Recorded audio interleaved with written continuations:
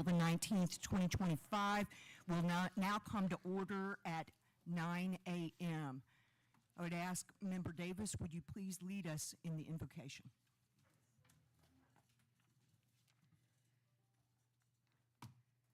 Hawaii and Tante Wakanda, Father God in heaven, creator of all things.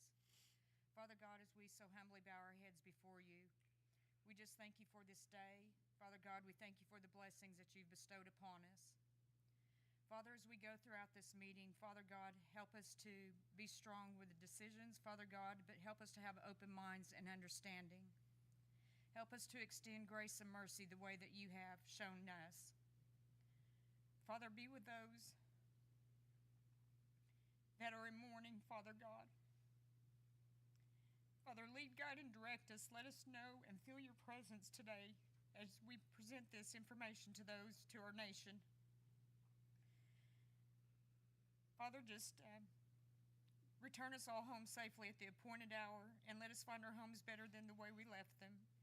Be with those that are present, extend blessings upon those, and be with those that aren't with us today for whatever reason. But Father God, we know the love that you have for us, and you are worthy of it all. We give you all the praise and glory in Jesus' name. Amen. Amen.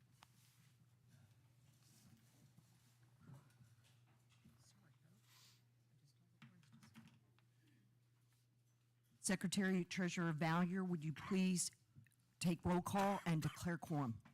Certainly, Madam Chair. Chair Supernall. Present. Vice Chair McKibben. Present. Secretary Treasurer Valier. Present. Member Mercer. Present. Member Davis. Present. Member Buffalo. Present. Member Gibbs-Water. Present. Madam Chair, I declare a quorum. Would you please call for the orders of the day? Madam Chair, I call for the orders of the day. Thank you. We're going to move on to the consent agenda. Business Committee, are there any corrections to the documents listed as a part of the consent agenda?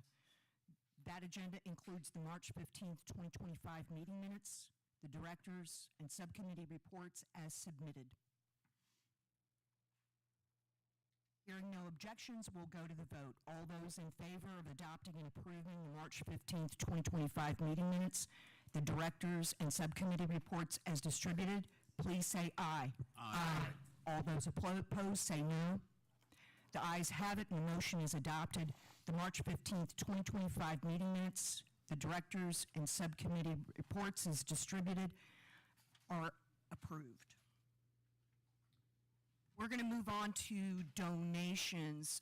First thing this morning, first out of the gate is Chairman Spotted Bird here. He's just going in the parking lot. All right, we'll go on to the next one.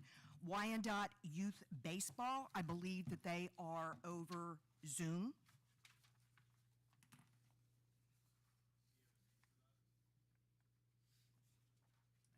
Just a moment. Kristen Weisinger.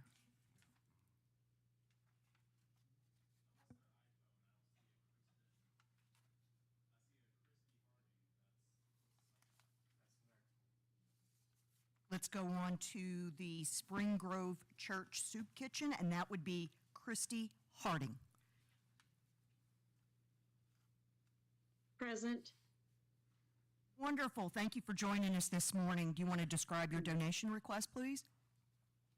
Yes, so I attend Spring Grove Church in Galena, Kansas, and every Thursday we give out a free meal to anybody in the community, doesn't matter where they live. And the meal is free, and we also give out food baskets every Thursday. And then afterwards, we have Bible study. We invite them to stay with us for Bible study. We've served a lot of people in the communities, including homeless people, which we really enjoy. And this year, just like for the past 4 years since we've evolved, every year we have a Galena Days in June.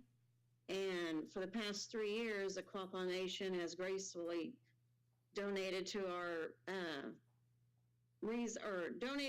our soup kitchen by donating $500 to help with Galena Days, so we can open up a booth down there and spread God's love. And we serve food and take donations, which in return gives us the money to help provide the food baskets and the free meal every Thursday.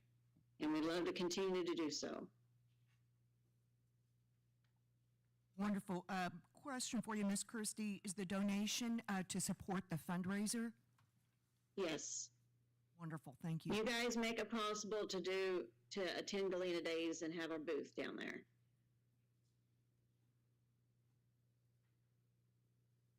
Madam Chair, I would make a motion to donate $500 to the Spring Grove Church Soup Kitchen. Second. We have a motion on the floor for a $500 donation to the Spring Grove Church Soup Kitchen. BC, any further discussion?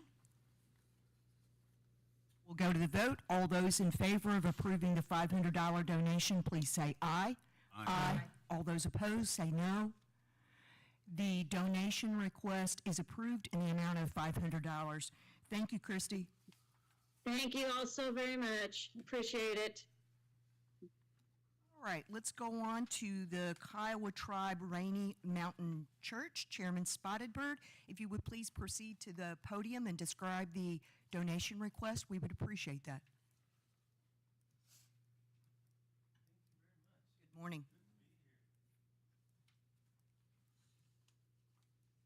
Good morning again. Good to be here, Madam Chair and Quapaw Tribal Council. Appreciate you inviting us to your homeland. Good to be here. We had a good stay at your facility. It's a beautiful facility. And again, thank you for inviting us. I'm the chairman, Lawrence Spotted Bird. I'm the chairman of the Kiowa Tribe. We're in southwest Oklahoma, and one of our revered Christian churches, the Baptist church that was established in 1893, burned down last month because of the high winds and the electrical lines broke and caused a fire. And I have also with me here Terry Hunter. He's the chairman of the board of trustees for the Rainy Mountain Baptist Church. And so I'd like to also have him introduce himself. Good morning. It's good to be with you here. You have a beautiful, beautiful area up here. I admire all of the trees. You know, we don't have that in southwest Oklahoma. We got 100-mile-an-hour winds and a lot of dust. But it's good to be here, and I appreciate you inviting us to come up here. And I've been with the church now for about 50 years. And our church was, as I indicated, 130 years ago it was established. And it's a very traditional Kiowa church. We intertwined our traditions of Kiowa along with Christianity, and it's worked for us. We've had a lot of Kiowa leaders come out of our church and our community there. And it's worked for our community for generations. So it's been a tremendous loss for the Kiowa community down there. It was caused by the wildfires on March the 14th that burned down a lot of homes in other areas. But anyway, I just wanted to give you a little bit of information and background about our church. Thank you. Thank you for being here. I did have a question for you based on some of the information that you submitted. When the fire occurred, it looked like the church was completely destroyed. Is that correct? Yes, that's absolutely correct.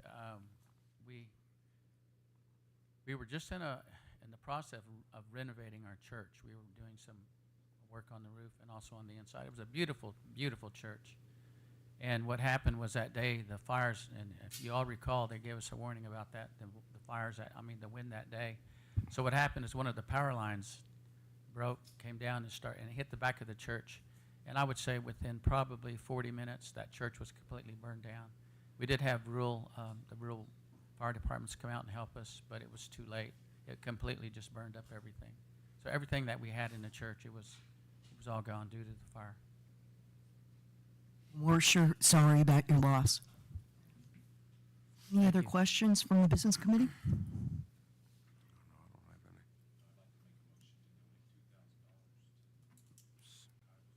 Second. We have a motion on the floor to donate $2,000 to the Kiowa Tribe to rebuild the Rainy Mountain Church, to build their fund. Business committee, is there any additional discussion? Hearing none, we'll proceed to the vote. All those in favor of approving the $2,000 donation, please say aye. Aye. All those opposed, say no. The donation is approved in the amount of $2,000. Thank you for being here, and we're sure sorry. Yeah. On behalf of our congregation and our tribal people, I'm going to say aho. And our creator, Dalki, may he bless you and bless your tribe. Aho. Johnny, go.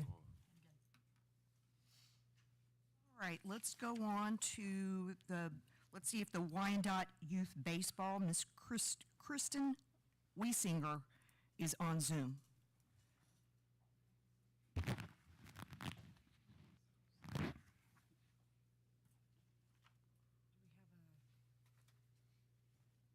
go show him the phone number and see if that number's up on the.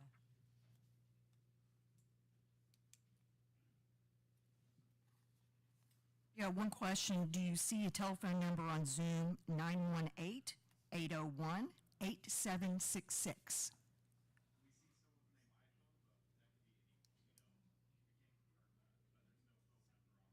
Go ahead and unmute the iPhone and we'll verify the identity of the individual on that line.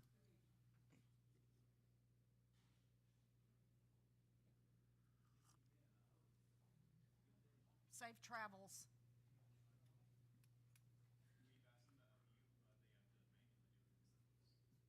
So is the unmuted line Kirsten Weisinger?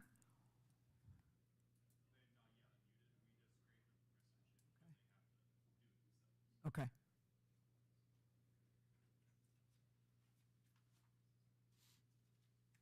Let's go ahead and move on. That completes the donation request for this morning. Let's go ahead and go to the Business Committee report. First off, the following tribal members passed away since we last met. Includes Judy Ann Truster, Elizabeth Ann Bell. Please lift these Quapaw families and all families in your prayers and let us join in a moment of silence.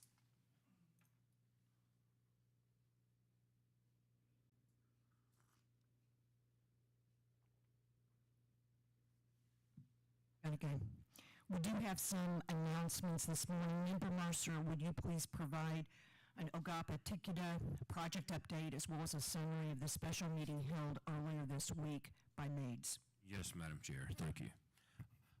On the condition of our homes, we now have 12 homes 100% complete.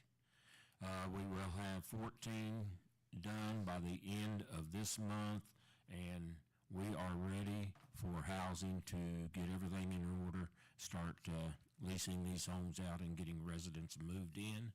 The fencing will not be up at this time. We're still waiting to get our third bid to put fencing down the road. But once we get residents moved in and get the other two houses complete, then that street will be blocked off except for local traffic. All construction will have to go around and come in on the far west end, which runs where we're working in the curve. We have 3, 4, 5 houses standing to be completed there. 4 more foundations are in with 3 footings to complete, and then at that point, within the next 2 to 3 weeks, we expect to have all foundations in for the entire division. And other than that, we just want to see people get moved in there because we've got a lot of tribal members that need a decent place to live. And as far as maids, they did a housing survey, hired a firm to do housing needs around around Ottawa County. And as we all know, it wasn't a new revelation for us. There is an inadequate supply of homes. Something like, there's 800 vacant units in the area, but most of those are in flood zones, and they are inhabitable. They can't go be in and rehab, so it creates a severe shortage. Probably 60% of the homes available to me, they are substandard, which is no new news to us. The city wants to work with the tribes. They will be looking at their offset requirements because I had talked to them, and we've got a lot of lots. Some of them are 50 feet wide, and once you consider the offset, it's extremely difficult to even get a 2-bedroom home in there.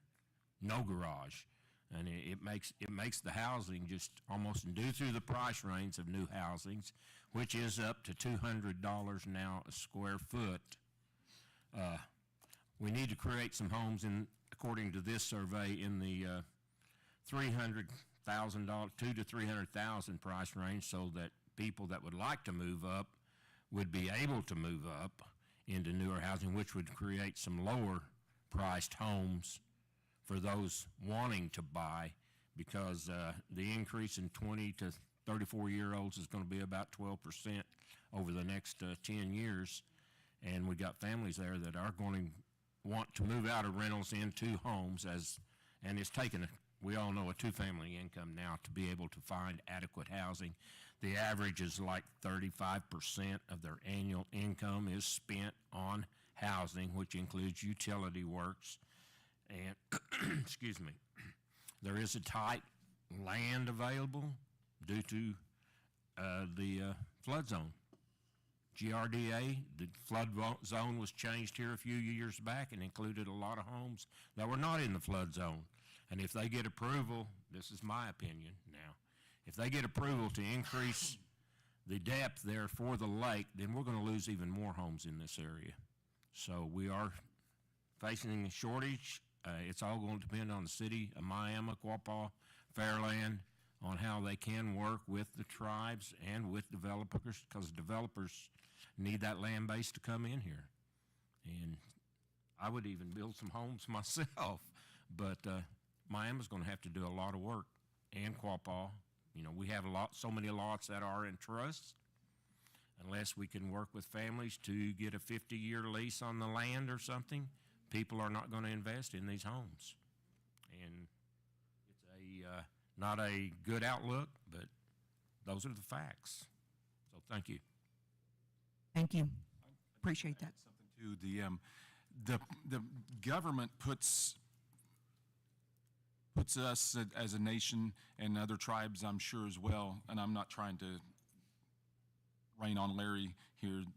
This is such a difficult thing to price the rent. The government, the way the grants folks described it to us, if your housing program isn't self-sufficient and keep itself afloat, they really look at that when considering future housing projects. They don't want to fund you for additional or future housing if your housing project isn't self-sufficient. They want you to have those houses. And so how are we as a nation trying to, income-based rent, things like that are so difficult to provide for folks when the government's holding this over your head, kind of saying, hey, if this program, this housing project isn't self-sufficient, you're not going to get any money in the future. So that is just a predicament that tribes and nations are facing. So I just wanted to add that on. So That's a good point. I appreciate that, man. So any help is appreciated. And the other thing is, the government is cutting back on a lot of these assistance programs. So our outlook is bleak during this administration right now. So thank you, guys, and we just need lots of prayers. Vice Chairman Kivin, would you give an update on the quarterly Oklahoma Indian Tax Alliance meeting held? yes, ma'am, gladly. On March 26th, Debbie Ray and our tax commission hosted the Oklahoma Intertribal Tax Association at Downstream.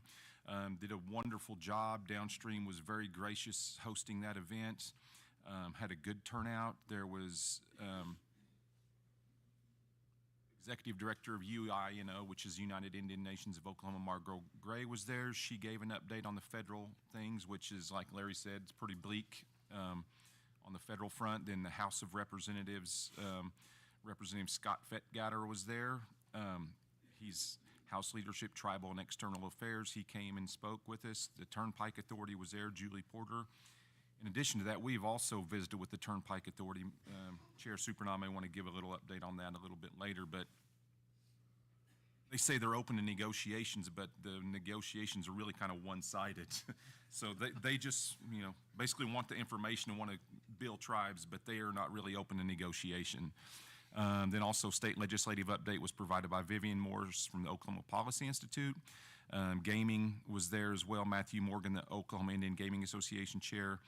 And then in the afternoon, Eric Giles, one of our legal counselors, was there, and they had a panel of Valerie Deval from Devil and Associates. She was the moderator. Billy Shepard from BS Law, and George Wright from the Citizen Potawatomis. They kind of had an afternoon panel discussing the tax issues facing tribes as far as tags, tobacco, and motor fuel compacts. So Again, it was a very informative event, and Debbie and the RTAX Commission did a great job of hosting along with Downstream.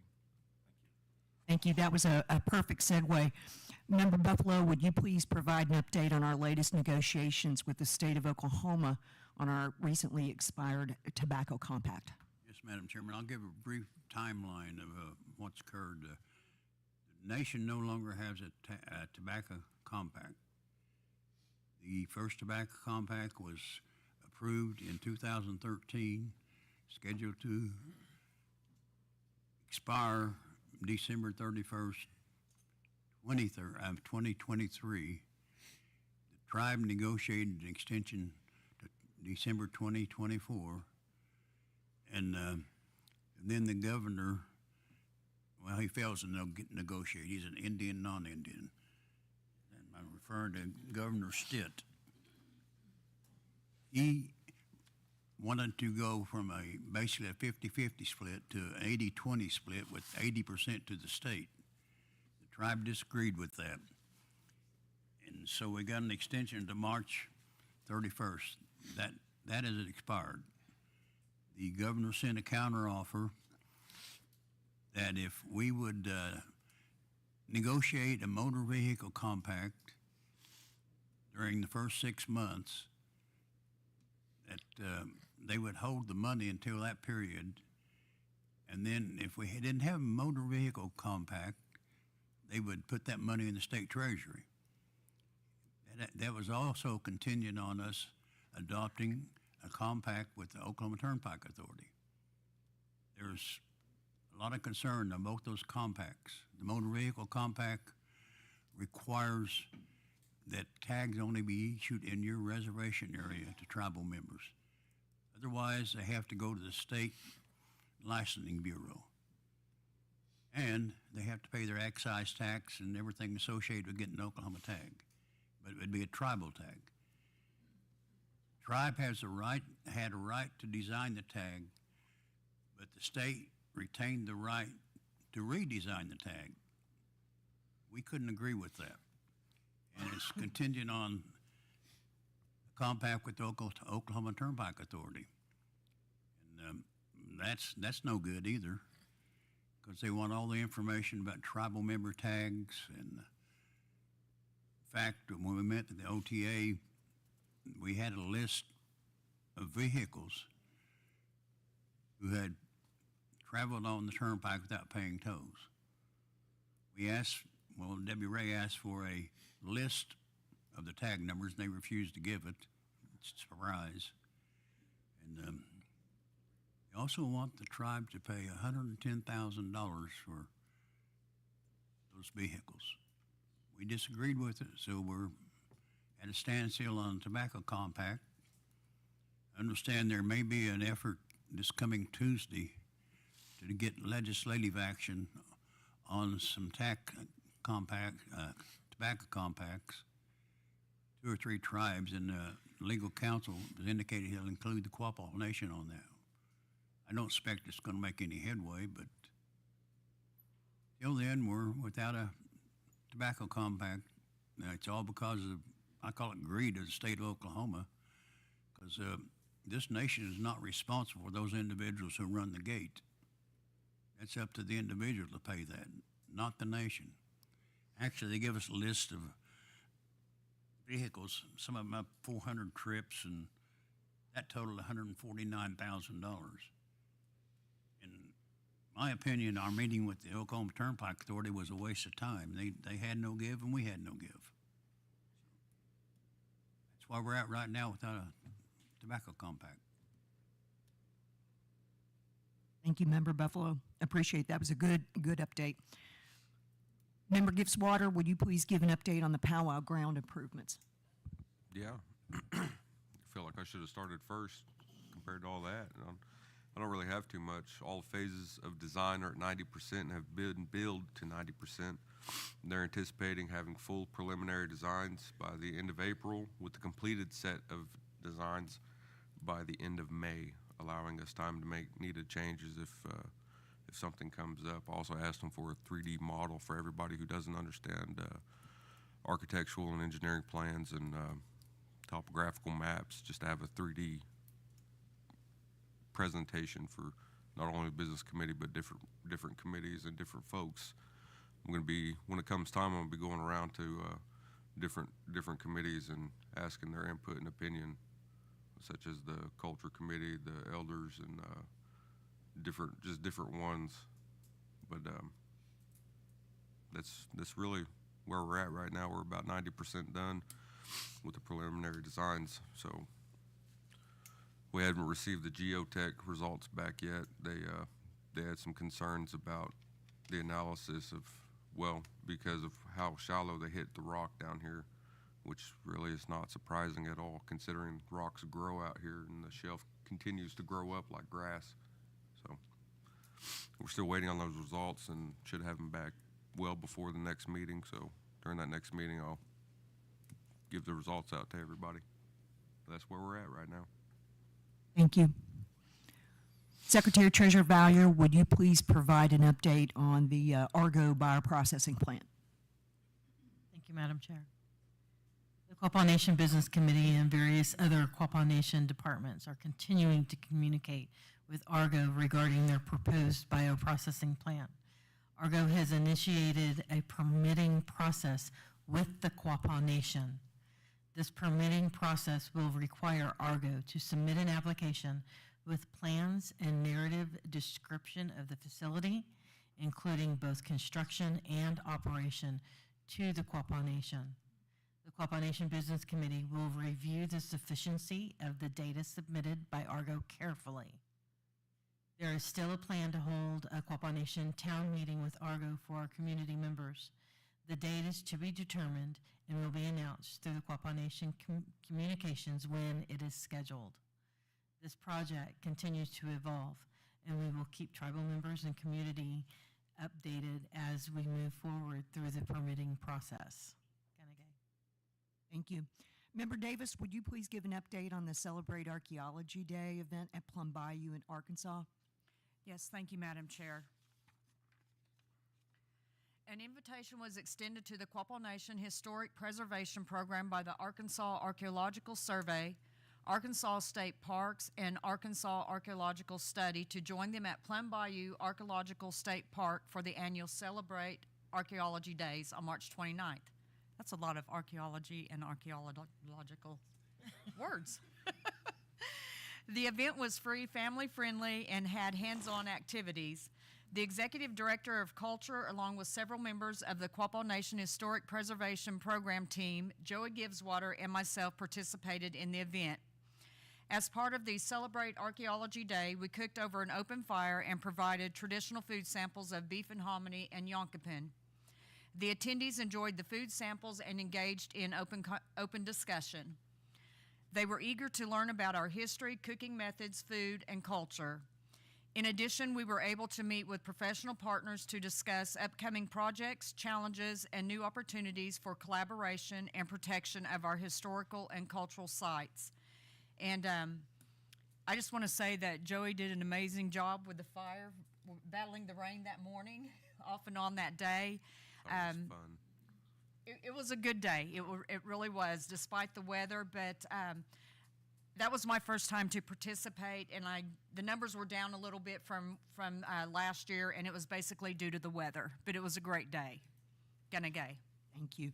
Would you also share a summary of the National Indian Health Board Tribal Town Hall? Certainly. Thank you, Madam Chair. On April 15th, I participated in a virtual tribal town hall on the proposed reorganization of the Department of Health and Human Services.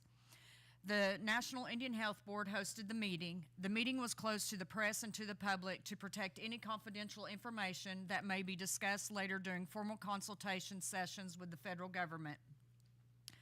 In February 2025, President Trump issued an executive order establishing the Department of Government Efficiency, known as DOGE, Workforce Optimization Initiative. The focus is to reform federal workforce to maximize efficiency and productivity. Under this directive, each agency is required to develop an agency reorganization plan. The purpose of the town hall was to discuss the proposed reorganization and impacts to Indian country. The proposed plan did not include an overview of how the restructure will impact Indian Health Service. Under the restructure, HHS will create the Administration for a Healthy America.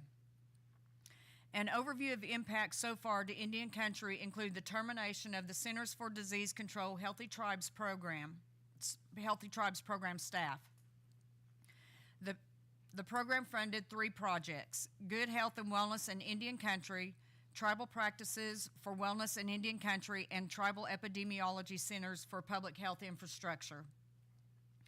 The Center for Indigenous Innovation in Health and Equity within the Office of Minority Health was eliminated. SAMHSA's Center for Mental Health Services was closed. This closure could have an impact on the Circles of Care program and Native Connection grants. It is uncertain whether funds will be restored. In conclusion, during the town hall meeting, it was reiterated the need for government-to-government tribal consultations and the legal requirement that consultations be held. It is imperative that trust and treaty responsibilities be honored. In regard to the Native Connections grants, the nation was awarded one of those grants, and we'll just keep everyone updated. It could potentially impact us in that area, but as of right now, we have not seen any changes. Gonna go. Thank you. I missed something. Secretary Treasurer Value, would you please describe our subcommittee vacancies? Thank you, Madam Chair. There is 1 vacancy in the Elder Resident Housing Committee and 1 vacancy on the Culture Committee. Those that are interested in serving on these committees should send an email to brent.devine@quapawnation.com by next Friday, April 25th. Please provide your name, contact information, and what you feel you can contribute to the respective committee. Ganagay. Thank you. I just want to pick up the ball on the Department of Government Efficiency for a second. So we're not directly impacted with 2 exceptions. Last month, we shared that the BIA Miami Agency Realty Specialist who was in their probationary period was terminated. Well, the good news is that since we all last met, that individual realty specialist has returned to the job effective April 1, so that's good news. Disruption, yes, but at least they're back on the job. The second one was all Institute of Museum and Library Services grants, commonly known as IMLS. All of those grants have been revoked, so even approved grant dollars were frozen. And that's the agency that provides funding for our library. Those funds are no longer available to us. We just learned last week that there is an appeals process, and so that appeal process, all of that data is getting gathered to submit it, so hopefully there might be a glimmer of hope that we can get those grant dollars restored. It's also unclear as to whether future grant periods will be made available. So those are the 2 direct impacts that I wanted to share. In addition, earlier this week, the Department of Justice froze a violence against women funding from the American Bar Association, ABA. The rumor was circulating that the funding was also revoked for all tribal nations. That rumor has been dispelled directly by the funding agency, and tribal funding for violence against women's services are in force. So far so good as far as that's concerned. So that was a rumor. That rumor has been dispelled. Last month, we announced the meat processing plant management agreement with Cypress Valley Meat Company will cease later this year. We have determined that the transition will be complete by July the 1st, 2025, so just here in a few months, and so far that transition is going very smoothly.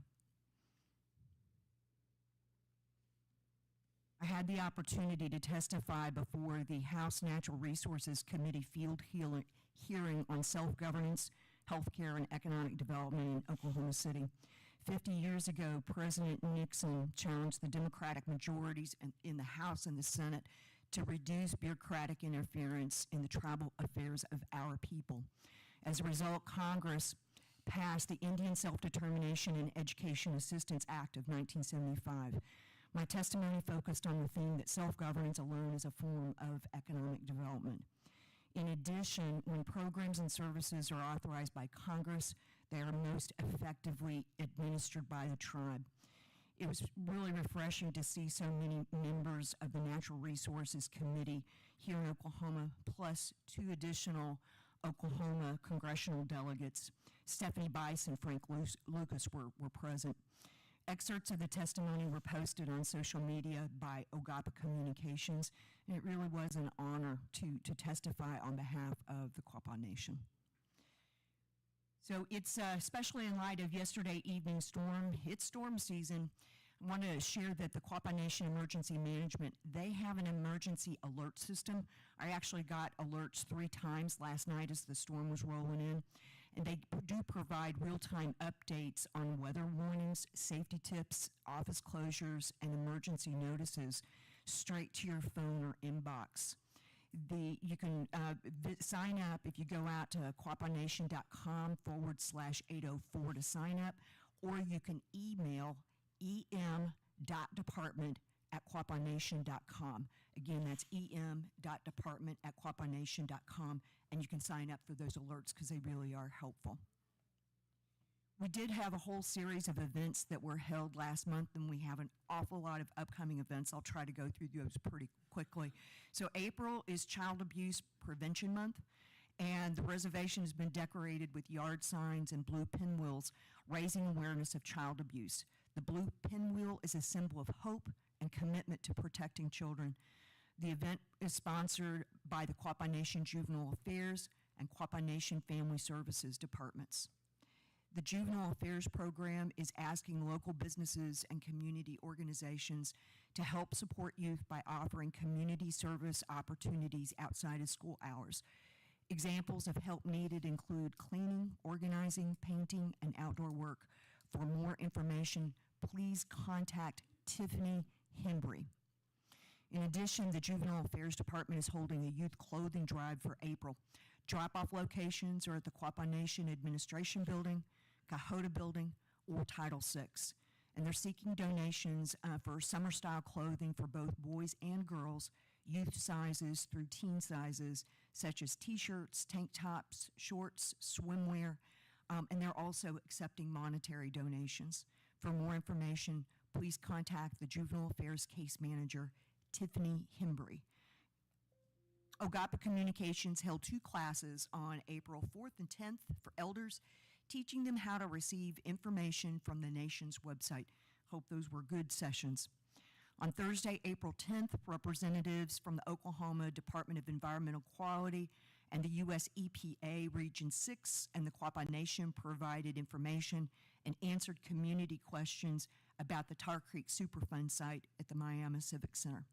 Additional agencies also participated and offered resources focused on promoting the health and safety of the community.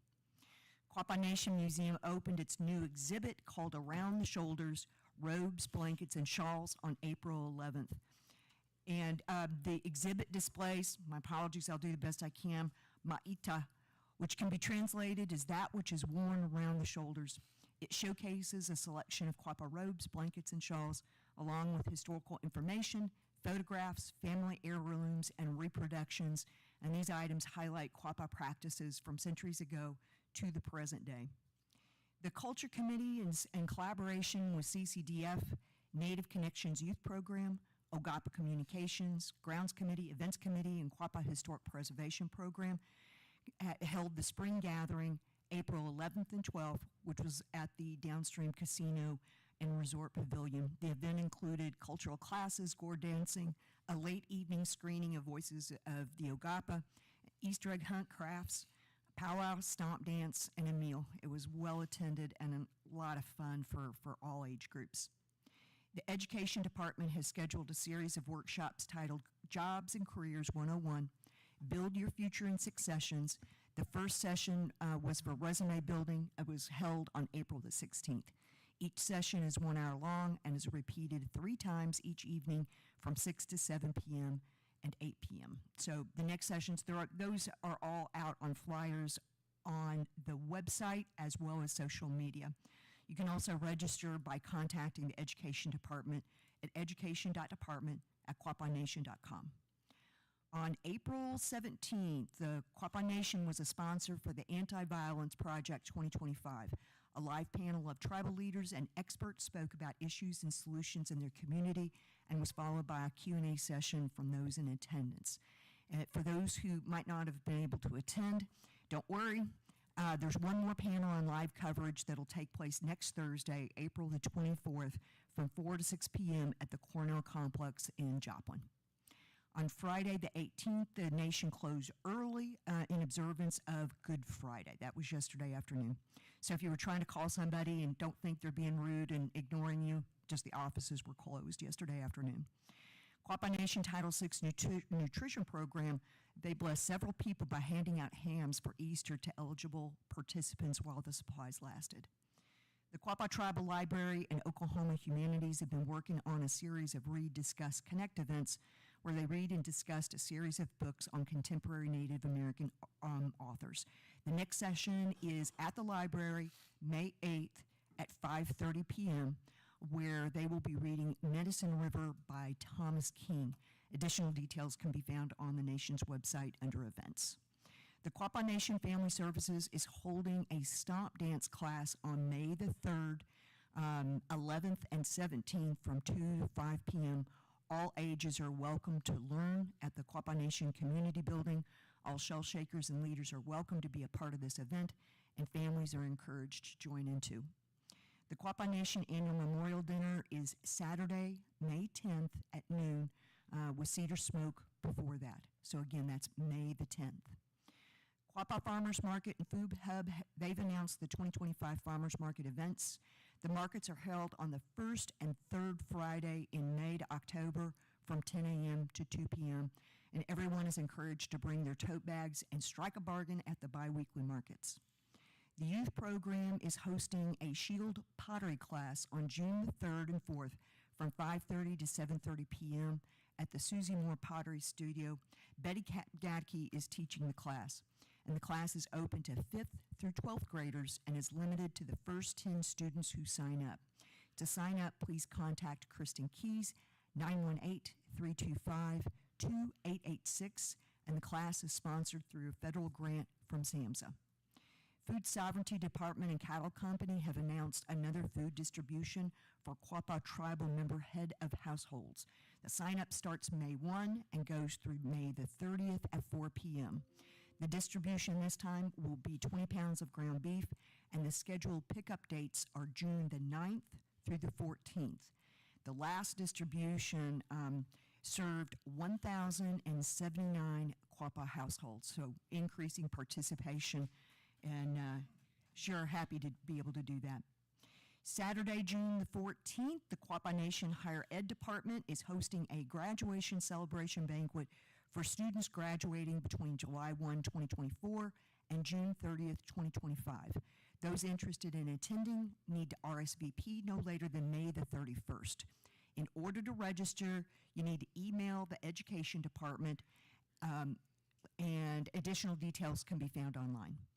O-Guah-Pah Communications is asking the Quapaw Tribal member students who graduated from high school, college, and trade school between fall of 2024 and here's summer 2025 who would like to be highlighted in the upcoming Quapaw Post to please send their information to communications@ogahpahcommunications.com, and they're requesting that you send a photo, name, school name, parent's name, and a sentence highlighting plans for after graduation. And that submission deadline is May the 16th. The annual health fair will be July 2nd from 8 a.m. to noon at the Quapaw Nation Fitness Center. The health fair will be open for elders only, so 65 and above, from 8 a.m. to 9 a.m., and then open to everyone else from 9 a.m. to noon. The dates have been set this year for the 153rd Annual Quapaw Powwow. The scheduled dates are July the 3rd through 6th, with the 3rd being Quapaw Night. The 4th through 6th is contests and intertribal, and the 5th is the night of the fireworks. Again, July 5th will be the night of the fireworks, and please refer to the beautiful flyer for additional information. Here's a save the date. O-Gah-pah Conference is July 23rd and 24th at Downstream Casino and Resort. So again, those dates are July 23rd and 24th. The Cancer Awareness Committee is holding a Cancer Awareness Golf Scramble on Sunday, September the 14th at Eagle Creek Golf Club. The cost is $300 per team, and the deadline to enter is August the 14th. The committee is also accepting donations for the golf scramble and silent auction. For more information, please contact Jackie Stone at jackie.stone@quapawnation.com. All right, so on to the casinos. Quapaw Casino, now these are their February 2025 results. It was an excellent month for Quapaw Casino when compared to their approved budget. Their earnings before interest, taxes, depreciation, and amortization totaled $369,000 with a margin of 21.5%. And it exceeded budget by $35,000, but unfortunately represents a decrease of $64,000 from the same time last year. You know, even with the volatile year so far, the Quapaw Casino is ahead of their yearly budget by $102,000. So, yeah, and keep in mind, you know, the construction is underway over there by the C-store, and it seems like they sure are making some good progress with some footings poured this week and the lower foundation targeted for next week. Downstream Casino and Resort. So last month when we met, Downstream had not released their February results, so I wanted to go through those as well as March. For February at Downstream, it was a really strong month for Downstream from an expense control standpoint. The EBITDA totaled $8.6 million with a margin of 53.5%, and the February results exceeded budget by $0.6 million. Net income from the month was $7.1 million with a margin of 44.3% and represents a positive budget variance of $0.7 million. March was a very strong month as well for Downstream for the month ending March 31st, 2025. EBITDA totaled $9.3 million with a margin of 49.8%, and the results missed budget by $0.2 million. So they're really pretty much on budget at this point. Net income for the month was $7.7 million with a margin of 4.1%. Debt reduction during March increased with the new required quarterly principal payment of $6.5 million plus an additional $1 million principal payment. So we're continuing to pay $7.5 million per month. The next quarterly payment is due at the end of June. Saracen, net gaming revenue in March finished comparable to their fourth highest month behind March of 2024 and 2023, as well as record month of November 2024. Unfortunately, the impressive performance was down to budget by 9.4%. The number one revenue source was slots, and revenue continued to experience increases when compared to prior year. Considerable progress has been made on the development of the hotel and event center. From a budget perspective, the development is about 53.8% complete, with the majority of the funding by cash flow coming from cash flow from operations. Utilization of the revolving line of credit to supplement cash flow has just started.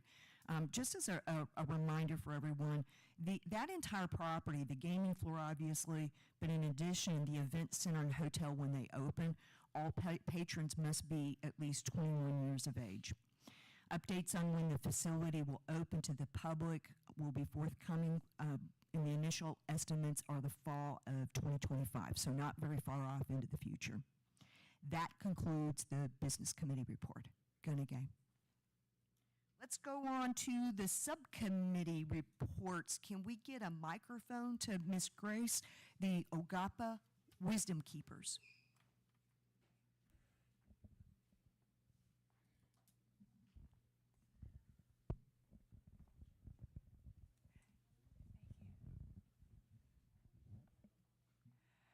Gunagay, just to mention with the elders, the wisdom keepers, our next meeting will be Thursday. I guess that is April 3rd. And at that meeting, we will be discussing, again, the plans for our trip. At this point, it's a little bit destination unknown. But yes, we are working on that. And then also there will be a little follow-up to the communications, the training on how to use our computers and how to use our smartphones so we can keep up with activities with the Quapaw Nation, particularly with the website, being able to navigate through all of that. A lot of that now is in the sense of the more times that the elders can be together. We're very much looking at our early history of our people as it has passed down to where we are now. Our Quapaw ways are very, very important, and we need to keep those alive. And so we will be working on that. So again, our next meeting will be in April, on April the May 3rd. And we meet at 1 o'clock over in the museum classroom. The elders, certainly, everyone is welcome to come. So, gonna go. Thank you, Grace. And that next meeting is May the 3rd over at the RWC classroom. Thank you. All right, Culture Committee, Barbara? Good morning. First off, I want to, Risa Proctor asked me if I would give a report on the new group that met this last week called the O-Gah-pah Women. And it was something that was near and dear to her, and she has begun a group of women, Quapaws only, to meet. And I think the plan is to meet quarterly. There was about 40 ladies so far that have signed up. It's just going to be a group of women that meet and discuss issues pertaining to women in the tribe, and any Quapaw lady is invited to attend and to join. I think the annual fee is $10, and she has plans, the group has plans to do some things throughout the year, the coming year, as well as have a special dance at the powwow on Quapaw night, to have a giveaway that night, to have a drawing and so on and so forth for a basket of things at the powwow. And it's just going to be a social group gathering quarterly to kind of update what women in the tribe are doing, and how they're doing it, and so on and so forth. So she asked me to report that to everyone at the meeting today. Now the cultural committee discussed several things at their meeting yesterday. We do have two questions of the committee. One is to ask about the status of the crowns for the princesses. Do you have any response to that?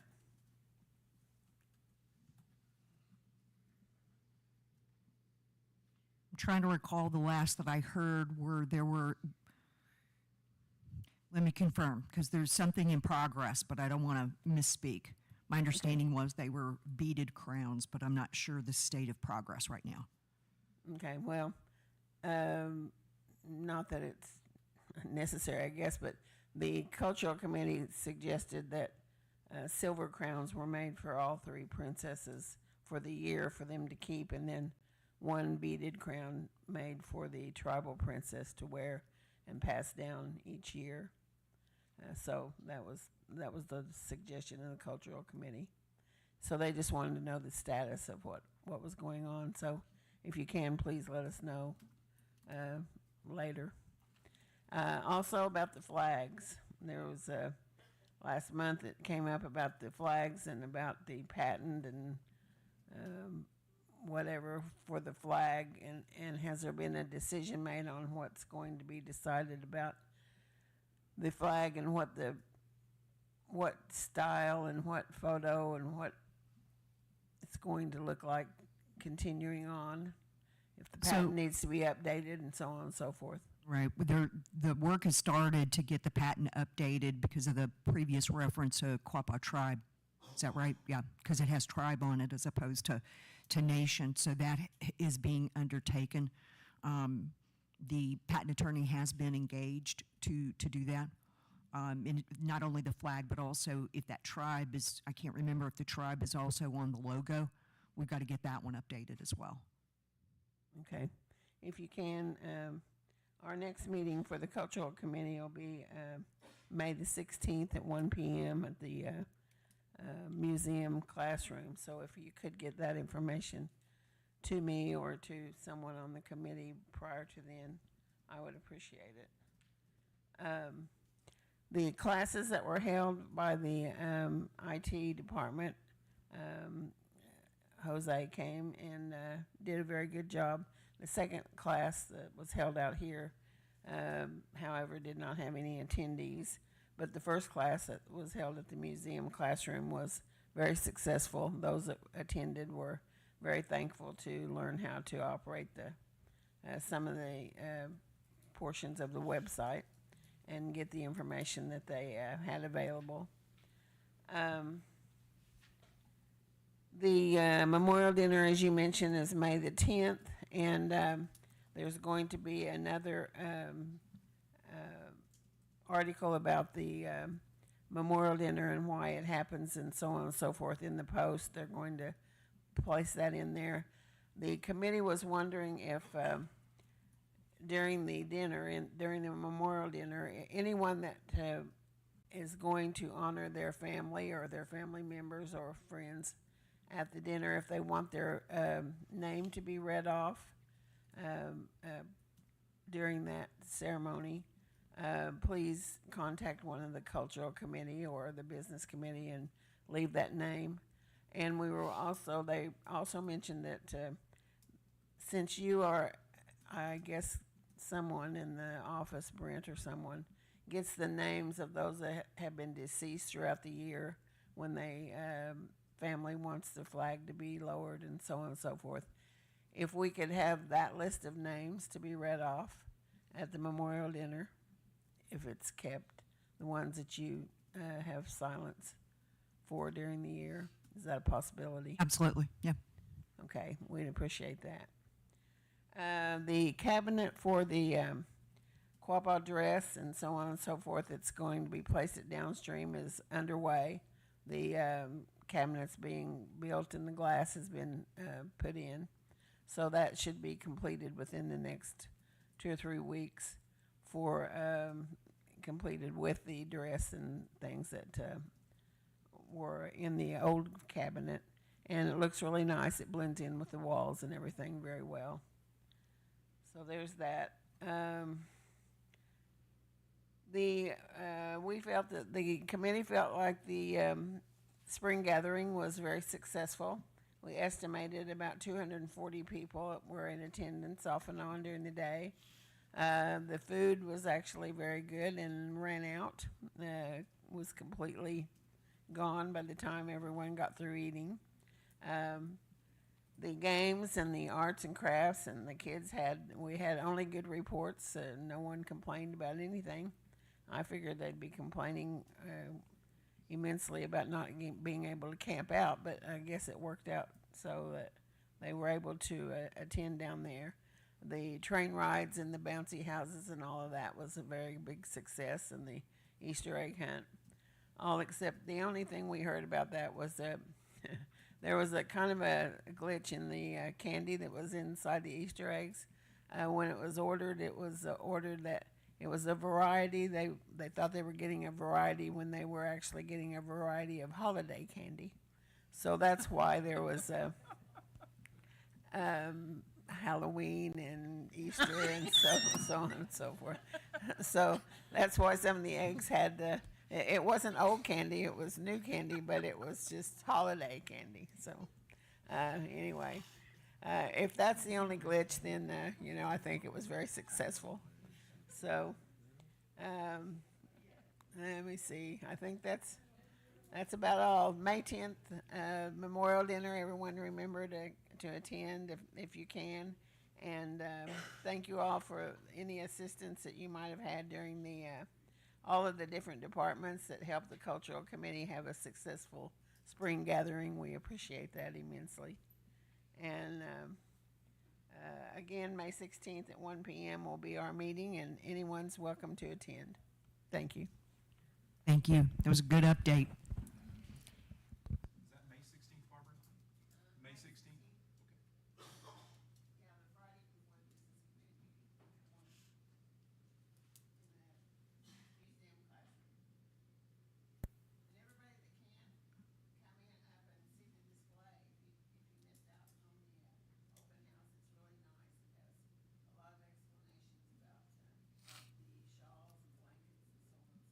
It's a beautiful exhibit there at the museum.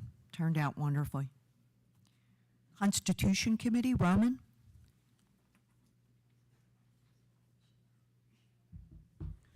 Good morning. Good morning. So the Constitution Committee, since last month, has had 4 town hall meetings, and pleased to report that we considered those to be a success. There was some valuable feedback provided, also some additional encouragement that allowed us to take some action this week and put some additional items inside of the Constitution that we felt were relevant to our endeavor. But that being said, we missed our target to have this in the Business Committee's hands by today, and instead that's going to be pushed into Thursday, the 24th, that we anticipate being able to have that to the Business Committee. I sent it off to our legal counsel for our final review this morning. So very eager and excited about that. The next steps from here would be that we're not sure what the Business Committee may decide, if you are going to have another legal review, go through it or whatever. But from there, we are putting it in the hands so that it's in General Counsel's hands at least 30. We think that we anticipate it could be around the 45, 50-day mark that it could be in General Counsel's hands. But definitely the tribal households will have this in their hands before July 4th, or at least 30 days before July 4th. Yeah, the more lead time we can provide, the better. Mm-hmm. Yeah. And in the meantime, we'll be providing additional Q&A sessions. Plan to start talking with other committees and kind of laying out the groundwork for what those expectations could be if this potentially passes, and how it may affect others.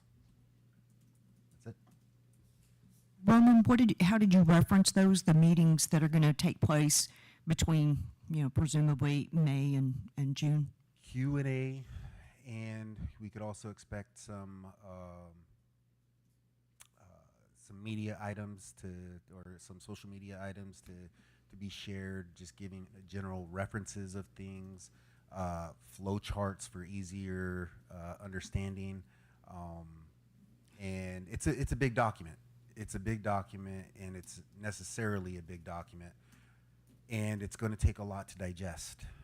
So we want to make sure that we're available to assist anybody in that digestion. That it's like we're here to answer and break down whatever questions people may have. It won't be in the sense that edits are being made. Edits are done after we hand this off.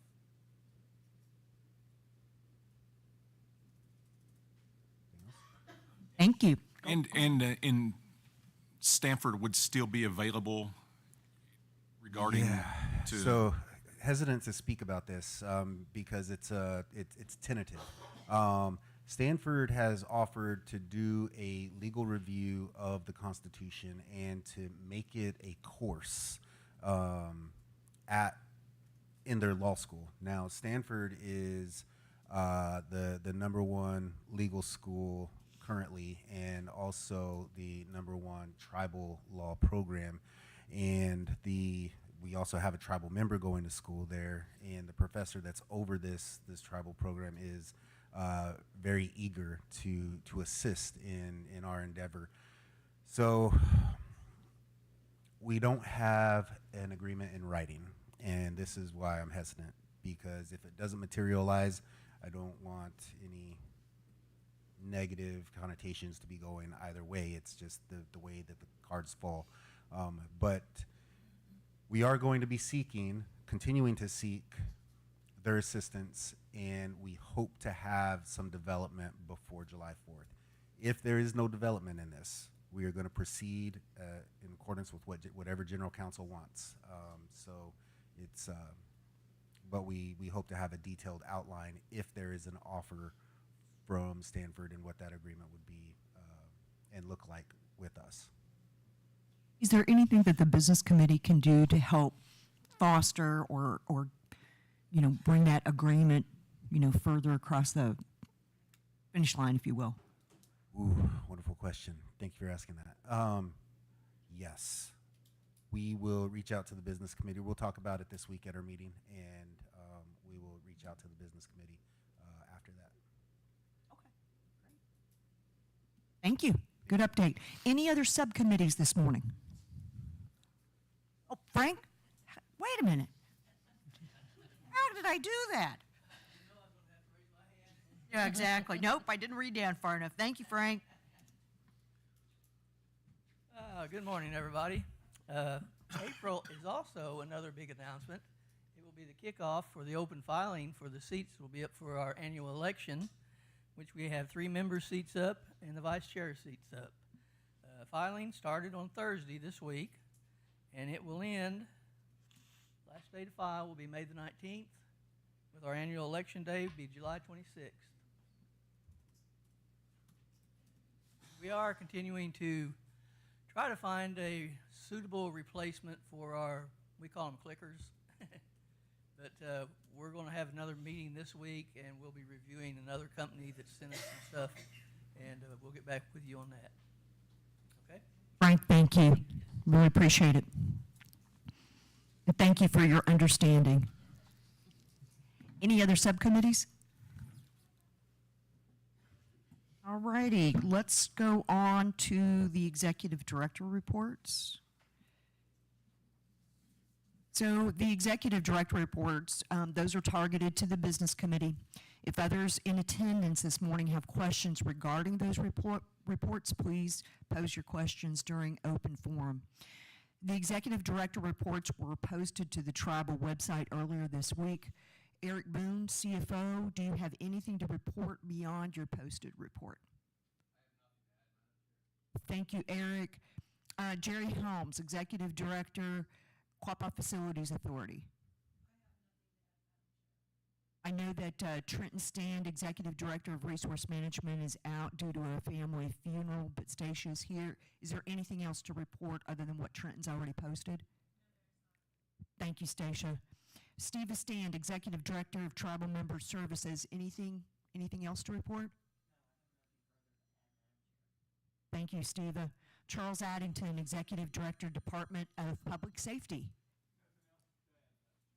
Thank you, Charles. Executive Director of Culture, Everett Bandy.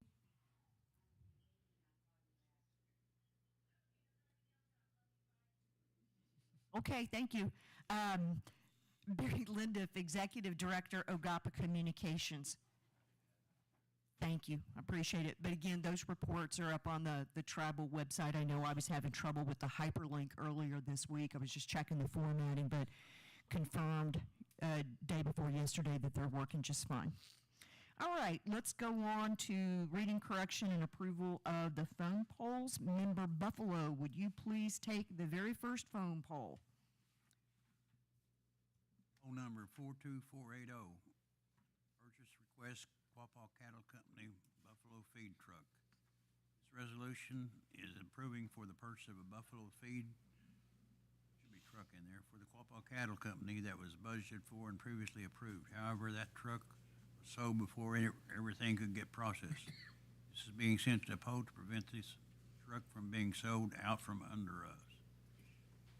The vote was 7-0 and certified on 3/19/25 at 1:23 p.m. Thank you. Member Mercer, would you take the next one? Yes, Madam Chair. This is poll number 42493, and it is a PAYCOM scheduling and personal action forms modules. Brief explanation, this was a request to add 2 PAYCOM modules for scheduling and personnel action. This allows personnel to receive the applications in, and it'll do a lot of the processing. Eliminates a ton of manual work that they were doing, so they should be able to work smarter and not harder. And this was approved on account of 7-0. It was certified 3/25/2025 at 7:10 a.m. Thank you, Vice Chair McKibben. Would you take the next one? Yes, ma'am. Poll number 42535, Building Resilient Infrastructure Communities Grant. This is to authorize the mayor to submit an application to FEMA for fiscal year 2024 Building Resilient and Communities Grant. This was sent to poll because the due date for submission was April 18th, 2025. This was approved and certified on 4/3/2025 at 8:29 a.m. All right, I'll take the next one. It's poll number 42574. It's a purchase request by the Quapaw Services Authority for a Chevrolet 3500. They wanted to purchase a 2017 Chevrolet 3500 to use on the remediation projects to move employees and materials as needed. The job site conditions cause higher rates of wear and tear on those vehicles, making used vehicle purchases more economical. The poll was requested by Chair Supernon, was sent to a poll to keep the truck from being sold out from under us. It was approved unanimously and certified on April the 10th. Then the last phone poll is 42575. It's a purchase request, QSA, Ford F-150. They wanted to purchase the Ford F-150 for similar purpose remediation projects to move employees and materials as needed. The vehicles wear out pretty quickly, and the poll was requested by Chair Supernon, was sent to a poll to keep the truck from being sold out from under us. It was unanimously approved and certified on April the 10th. I'll go ahead and make a motion to approve the polls as submitted. Second. We have a motion on the floor to approve all of the phone polls, 1, 2, 3, 4, 5 of them. Business Committee, is there any further discussion? All those in favor of approving the polls, please say aye. Aye. Those opposed, please say no. The motion is approved and the phone polls are approved. Let's go on to new business. Secretary Treasurer Valier, would you please take the first one? Certainly, Madam Chair. Resolution number 4041925A, a resolution to request continued grant funding for the period of April 1st, 2026 through March 31st, 2029 for the Title VI Caregiver Program, authorizing participation in nationwide elder needs assessment. Whereas the Quapaw Nation has operated the Title VI Caregiver Program via a grant from the U.S. Department of Health and Human Services Administration on Aging, whereas the primary project has been home-delivered meals for the homebound and congregate meals provided to the elderly American Indians residing in jurisdictional area, as well as social activities to create involvement of the elderly, whereas true benefits to the elderly are immeasurable in terms of qualitative fact, but rather the knowledge of being aware of attitudinal change in the recipient. Whereas the needs assessment is designed to yield information on the following Native elder healthcare needs: general health status, activities of daily living, visual, hearing, and dental, tobacco and alcohol use, nutrition, exercise, and excessive weight, social support, housing, and work. Whereas the summary information for your needs assessment, along with a national comparison report from all the needs assessment, will be returned to the governing council and to the local contact person. Whereas the confidentiality of enrolled members and tribal consortium information is of the utmost importance, therefore the information in the needs assessment will be collected anonymously by tribal members, with the information stored at the UND School of Medicine and Health Services within a locked file cabinet and destroyed after a period of 3 years. And therefore be it resolved that specific information collected within the boundaries of the Quapaw Nation belongs to the Quapaw Nation, and may not be released in any form to individual agencies or organizations without additional tribal authorization, and therefore be it further resolved that the Quapaw Nation fully endorses the objectives and benefits to the recipients of the tribe's Title VI Caregiver Program, and requests the U.S. Department of Health and Human Services Administration on Aging give favorable consideration for grant funds allowing for the continued operation of this very worthwhile program for the elderly American Indians for the grant April 1st, 2026 through March 31st, 2029. And now therefore be it further resolved that the Quapaw Nation hereby authorizes participation in the Identifying Our Needs, a Survey of Elders, Native Elder Social and Health Needs Assessment, the Quapaw Nation Business Committee permission to the North Dakota, Alaska, and Hawaii National Reserve Center on Native Aging to use all collected needs assessment information in aggregate format for the purpose of disseminating state, regional, and national results from analysis of the data. Madam Chair, I move to adopt resolution number 041925-A. Second. We have a motion on the floor to approve Resolution 041925-A. Business Committee, is there any further discussion? Let's go to the vote. All those in favor of approving Resolution 041925-A, please say aye. Aye. All those opposed, say no. Resolution 041925-A is approved. Member Davis, would you please take B? Yes, thank you, Madam Chair. Resolution number 041925-B. A resolution to authorize the submission of an application for continued funding from the Administration of Children and Families for the Family Violence Prevention and Services, Domestic Violence Shelter, and Supportive Services grants to Native American tribes. Whereas the Quapaw Nation Business Committee finds it imperative to extend its services to Native American women who have been victims of domestic violence and to educate professionals in the area of domestic violence and the community about the services available to potential victims, and therefore be it resolved that the Quapaw Nation Business Committee does hereby authorize the submission of an application for continued funding from the Administration for Children and Families for the Family Violence Prevention and Services, Domestic Violence Shelter, and Supportive Services grants to Native American tribes. Madam Chair, I would so move to adopt resolution number 041925-B. Second. We have a motion to approve Resolution 041925-B. Business Committee, is there any further discussion? Madam Chair, I would just like to note that that does still encompass men as well. It's not just restricted to women. Thank you.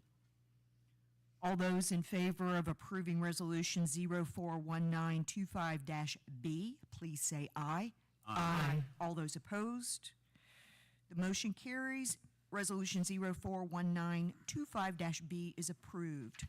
Member Gibbswater, would you please take C? Yes, ma'am. Resolution number 041925-C. A resolution to authorize Chair Weena Supernaut to execute the services agreement for government relations support. Whereas the Quapaw Nation wishes to execute a services agreement for government relations support with a government affairs lobbying firm, and whereas the Quapaw Nation will be provided with the services defined in the agreement and Exhibit A by the contractor, and the contractor agrees to provide the services to the Quapaw Nation pursuant to the terms and the conditions of the agreement.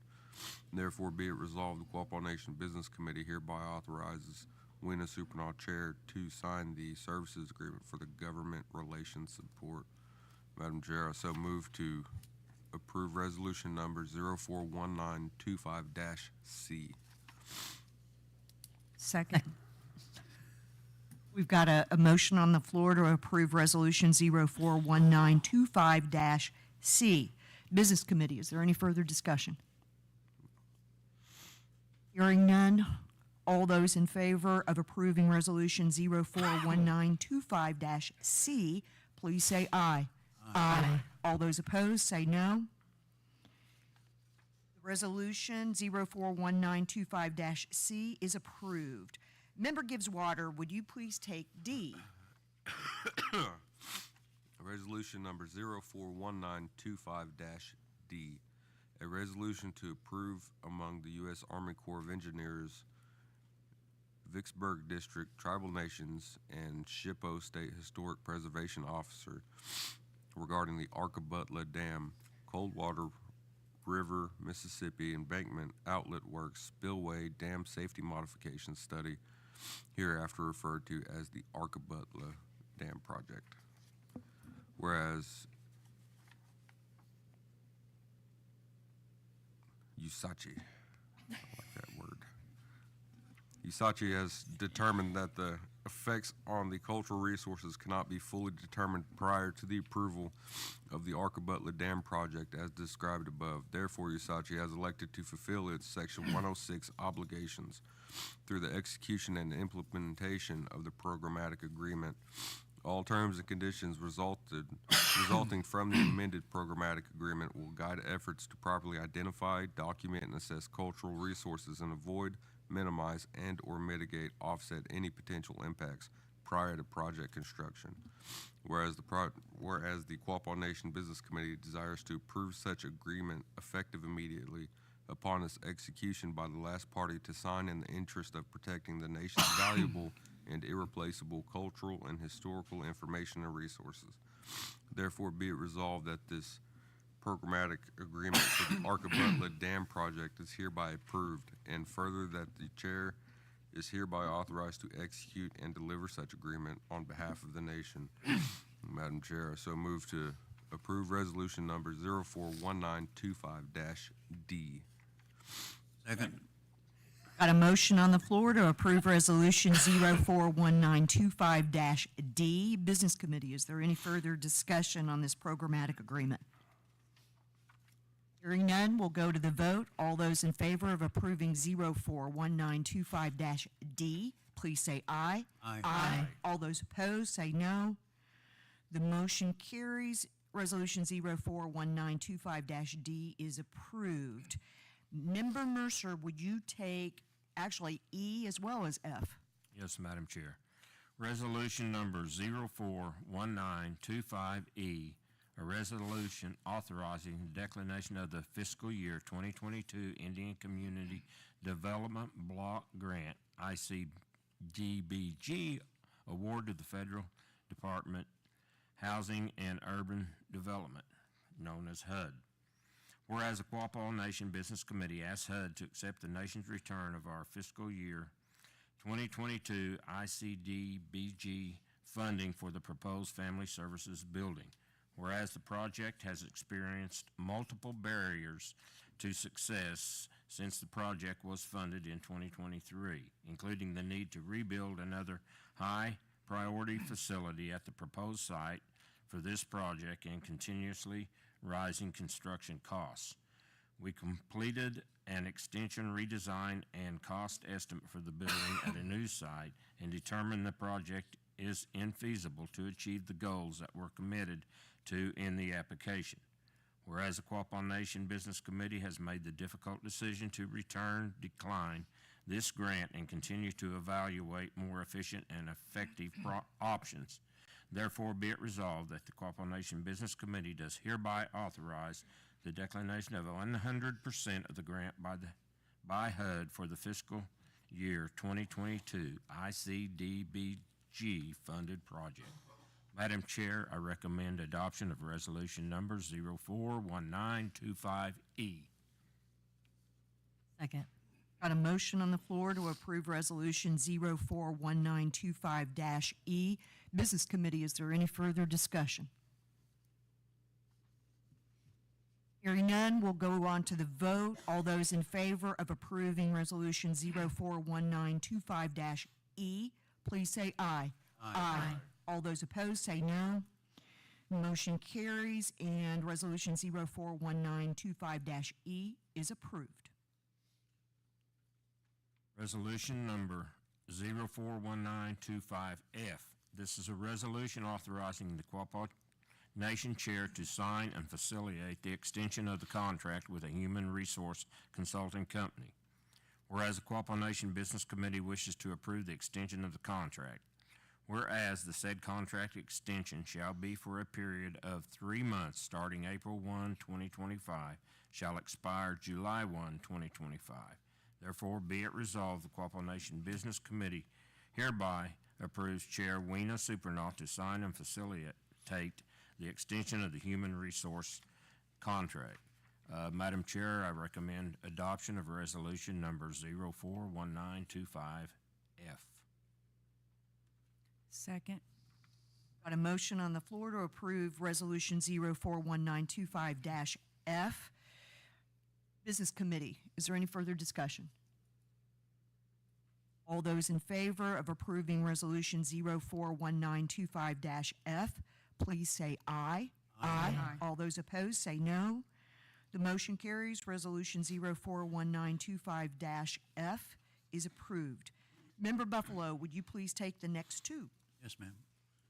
Resolution number 041925-G, a resolution to approve the Quapaw Nation Information Technology IT Department plans for 2026.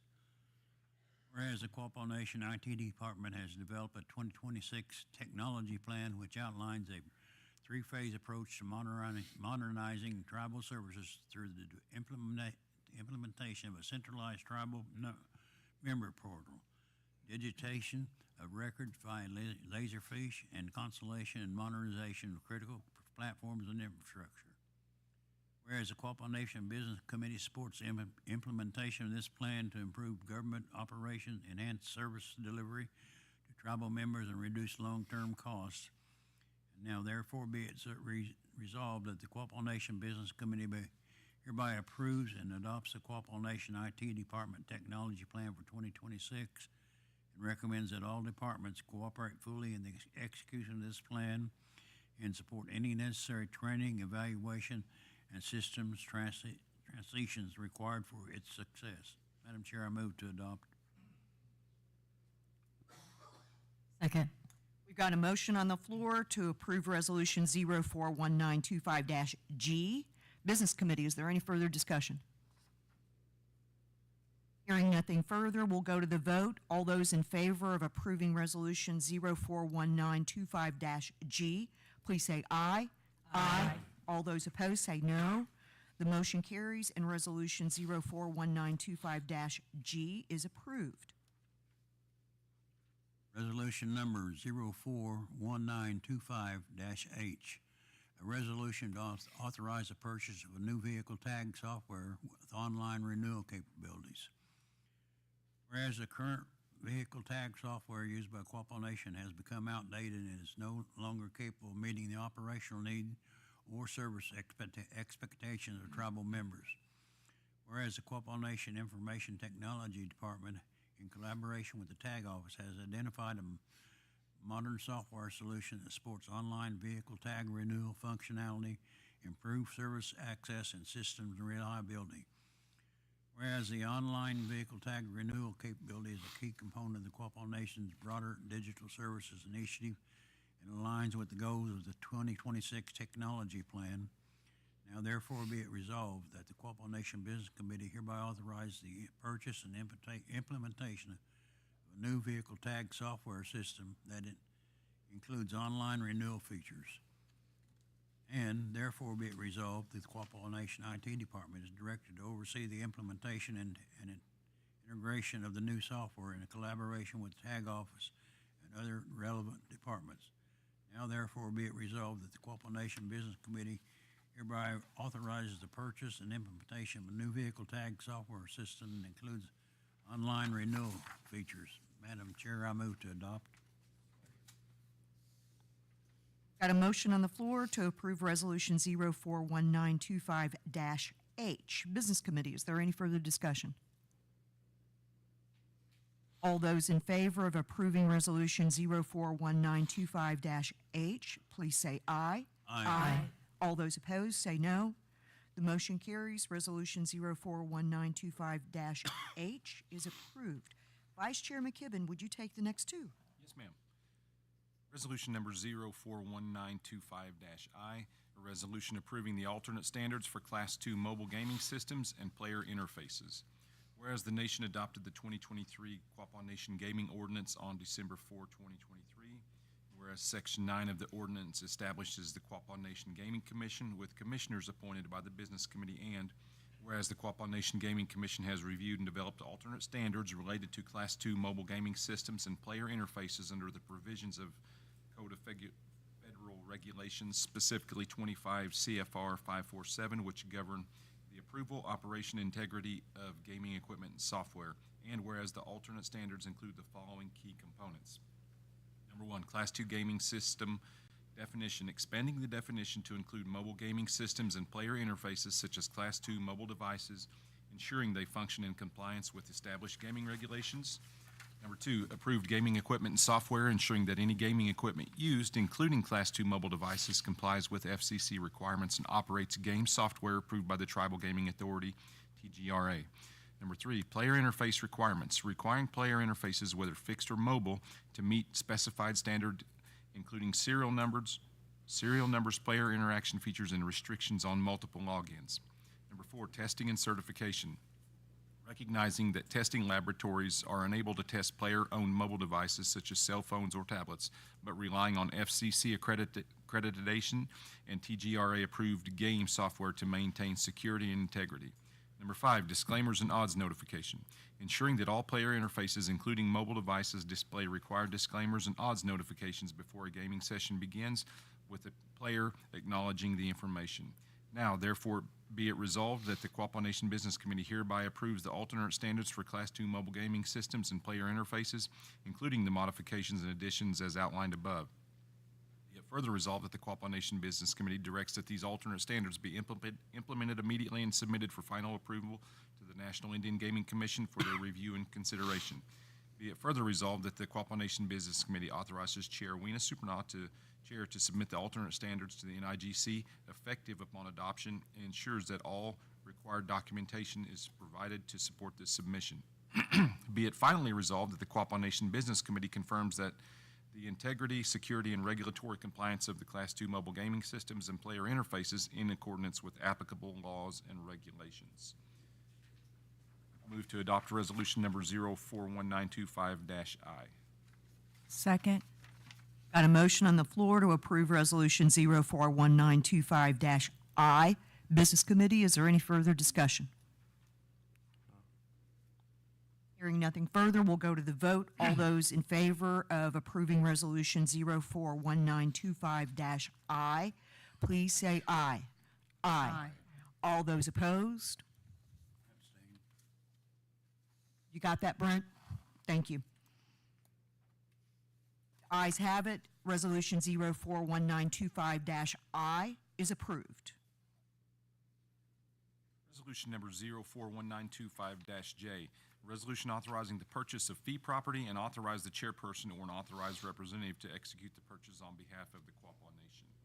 Whereas the Quapaw Nation Business Committee supports the purchase of property and agreed to the price outright purchase of the property, now therefore be it resolved by the Quapaw Nation Business Committee that the tribal chairperson or an authorized representative of the Quapaw Nation is hereby authorized to negotiate and execute the purchase of land and to promote tribal self-determination and other such uses as may be determined.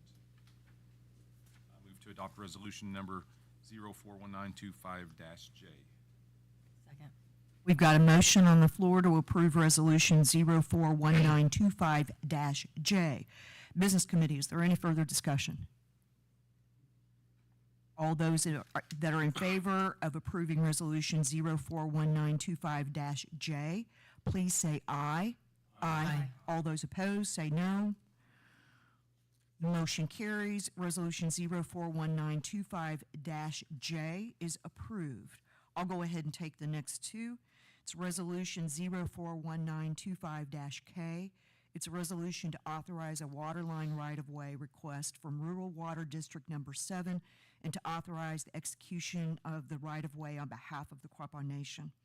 Whereas the Quapaw Nation Business Committee supports and requests the right-of-way to Rural Water District Number 7 located within the attached properties, the nation further agrees that the ROW term is perpetual, providing the ROW or another appropriate document acknowledges that Rural Water District Number 7 does not have the authority to grant easements within the below-described ROW without the approval of the landowners. Therefore, be it resolved, the Quapaw Nation Business Committee, that the tribal chairperson or secretary-treasurer or an authorized representative of the Quapaw Nation is hereby authorized to execute said ROW and to promote tribal self-determination and such other uses as may be determined, including commercial operations acceptable to the grantee. Therefore, be it further resolved, by reasons stated above, the Quapaw Nation requests that the superintendent of the Miami agency grant the proposed ROW easement with Rural Water District Number 7 on the property. I move to adopt Resolution 041925-K. Got a motion on the floor to approve Resolution 041925-K. Business Committee, is there any further discussion? Hearing nothing further, we'll go to the vote. All those in favor of approving 041925-K, please say aye. Aye. All those opposed say no. The motion carries and Resolution 041925-K is approved. Resolution number 041925-L. It's a resolution to authorize a right-of-way request from Empire District Electric Company doing business as Liberty and to authorize the execution of the right-of-way on behalf of the Quapaw Nation. Whereas the Quapaw Nation Business Committee supports and requests the ROW to Empire District Electric Company doing business as Liberty located within the attached properties, the nation further agrees that the ROW term is perpetual, providing the ROW or another appropriate document acknowledges that Empire District does not have the authority to grant easements within the below-described ROW without the approval of the landowners. Therefore, be it resolved by the Quapaw Nation Business Committee that the tribal chairperson or secretary-treasurer or an authorized representative of the Quapaw Nation is hereby authorized to execute said ROW and to promote tribal self-determination and such other uses as may be authorized to execute said ROW and to promote tribal self-determination and such other uses as may be determined. My apologies, I reread one row. Including commercial operations acceptable to the grantee. Therefore, be it further resolved by reasons stated above, the Quapaw Nation requests that the superintendent of the Miami agency grant the proposed ROW easement with Empire District Electric Company doing business as Liberty on the property described above. I move to approve Resolution 041925-L. Second. Got a motion on the floor to approve Resolution 041925-L. Business Committee, is there any further discussion? Hearing nothing further, let's go to the vote. All those in favor of approving Resolution 041925-L, please say aye. Aye. All those opposed say no. The motion carries and Resolution 041925-L is approved. Secretary-Treasurer Valier, will you take M and N? Certainly, Madam Chair. Resolution number 041925M, a resolution to authorize the leasing of tribal land to the United States government pursuant to Section 105L of Public Law 93638. Whereas the federal law requires the Secretary of the U.S. Department of Interior to enter into a lease agreement with the tribe proposing a lease pursuant to Section 105L of Public Law 93-638, as amended with such lease compensation as calculated in accordance with 25 CFR Part 900, Subpart H. And whereas the U.S. Department of Interior requires tribes and tribal organizations to certify that all information provided by the tribe and tribal organizations for purposes of the calculating lease compensation under Section 105L of Public Law 93-638 is true and correct, and therefore be it resolved, Stacia Forbes, Director of Realty Trust Services, is authorized to submit a lease proposal to the U.S. Department of Interior for the following facilities pursuant to Public Law 93-638. Therefore, be it further resolved, Catherine Weena Supernall, Chair of the Quapaw Nation Business Committee, is authorized to negotiate and execute said lease agreement and to take all measures necessary to implement said lease agreement for calendar year 2025 and subsequent lease periods for which funds are available, and therefore be it finally resolved, Trenton Stand, Executive Director of Resource Management, is hereby designated as the appropriate official to verify the information provided by the tribe or tribal organization for purposes of calculating lease compensation under Section 105L of Public Law 93-638, and is hereby authorized to attest to the accuracy of such. Madam Chair, I move to adopt Resolution number 041925M. Got a motion on the floor to approve Resolution 041925-M. Business Committee, is there any further discussion? Let's go on to the vote. All those in favor of approving Resolution 041925-M, please say aye. Aye. All those opposed say no. The motion carries. Resolution 041925-M is approved. Resolution number 041925N, a resolution to approve the purchase of a mobile command center, whereas the Marshal Service is requesting the purchase of a mobile command center for incident response. The mobile command center will allow on-site coordination of resources and comes equipped with a radio suite, Starlink dish, and network rack for wired and wireless data and communications. This will enhance our ability to deploy to areas with limited infrastructure following events such as natural disasters or mass casualty events. The command center is listed in the grant application for the recently awarded Tribal Homeland Security Grant, having solicited qualified vendors and conducted due diligence in accordance with the current policy and ensuring sufficient unencumbered funds exist, and therefore be it resolved that the purchase of the command center is approved by the Quapaw Nation Business Committee. Madam Chair, I move that we adopt resolution number 041925N. Second. Got a motion on the floor to approve Resolution 041925-N. Business Committee, is there any further discussion? Hearing none, we'll go to the vote. All those in favor of approving Resolution 041925-N, please say aye. Aye. All those opposed say no. Motion carries. Resolution 041925-N is approved. Member Davis, would you take the next two? Yes, thank you, Madam Chair. Resolution number 041925-O, a resolution to authorize the Cherokee Nation to contract with the United States Indian Health Service utilizing the Quapaw Nation shares. Whereas the Quapaw Nation Business Committee wishes to authorize the Cherokee Nation to utilize the Quapaw Nation shares, and therefore be it resolved, the Quapaw Nation Business Committee hereby authorizes the Cherokee Nation to contract with the United States Indian Health Service to provide health care services as set out in the attachment to this resolution using the tribal shares of the Quapaw Nation determined by the United States Indian Health Service pursuant to Indian Self-Determination and Education Assistance Act as amended.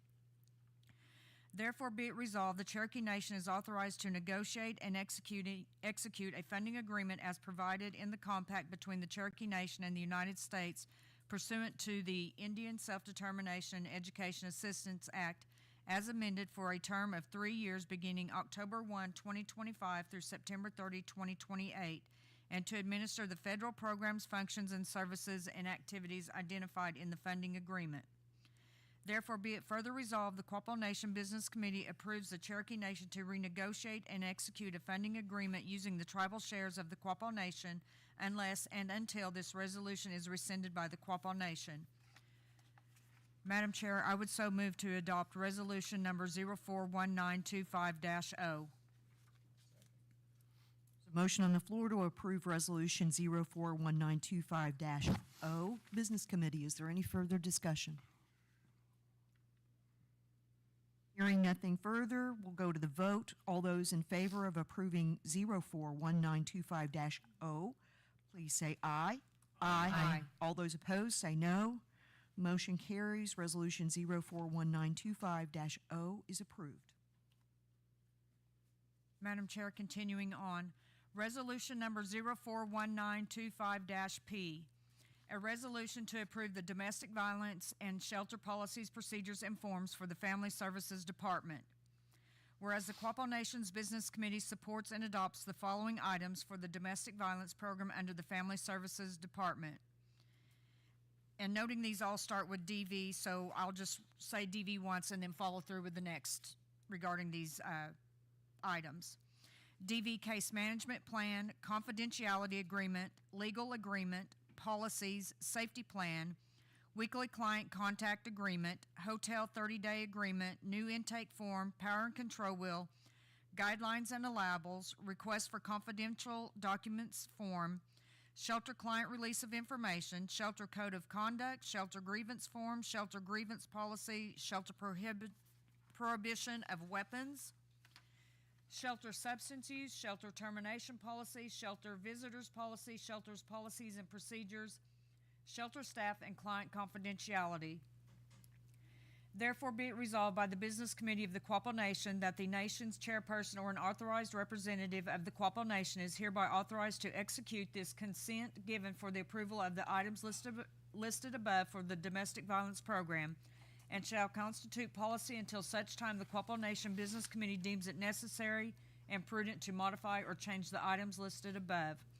Madam Chair, I would so move to adopt resolution number 041925-P. Second. Got a motion on the floor to approve Resolution 041925-P. Business Committee, is there any further discussion? Hearing nothing further, we'll go to the vote. All those in favor of approving Resolution 041925-P, please say aye. Aye. All those opposed say no. Abstain. Got that noted, Brent? Resolution 041925-P is approved. Member Gibbs Water, would you please take item Q? Yes. Resolution number 041925-Q, a resolution to approve the revisions to the policies and procedures and the lease. Whereas the Quapaw Nation Business Committee supports and adopts the following items to be revised for the Ray Housing Addition and free fee properties under management by the Housing Services Manager, policies and procedures and lease.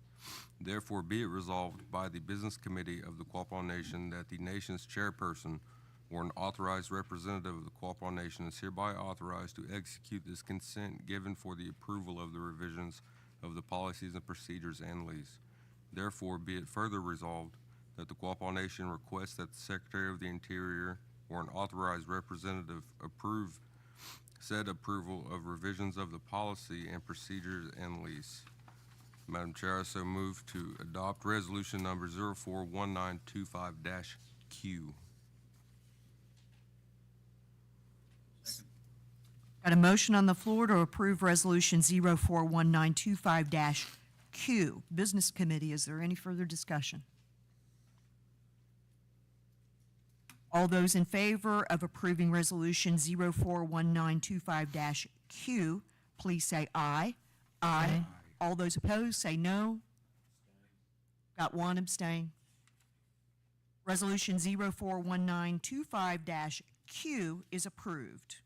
That concludes new business. We will now go on to open forum. Just the open forum rules remain in place. In order to speak, an individual must have submitted the form or must pertain to today's topics on the agenda. There's a 5-minute time limit, 1 trip to the podium. Please be respectful. Please use the microphone.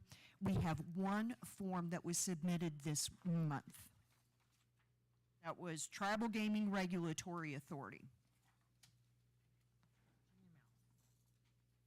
Virginia, good morning. Good morning. We just want to say thank you for the alternate standards. Once we get that from Brent, we will send that on and then wait for approval. Operations is really excited to see where that takes us. We still have concerns because that's what we do. The other thing is Buddy Shap's gaming license was approved. We're excited to have Mr. Shap on our commission and look forward to the expertise that he brings from law enforcement to help us protect our nation's gaming. And then one final thing, because it's a pet peeve.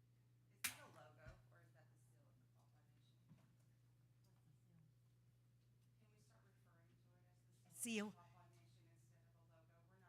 a nation. That's just a pet peeve. Heard that today and thought, I'm gonna bring that up to you. That's all I've got. Thank you. Thank you. Thank you. Is there anyone else who would like to speak on a topic from today's agenda? Could we get a microphone over? I don't know whose hand was up first. My apologies. Barbara.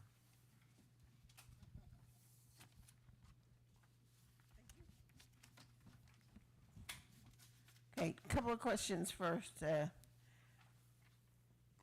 New business 041925-D, the Archibutla programmatic.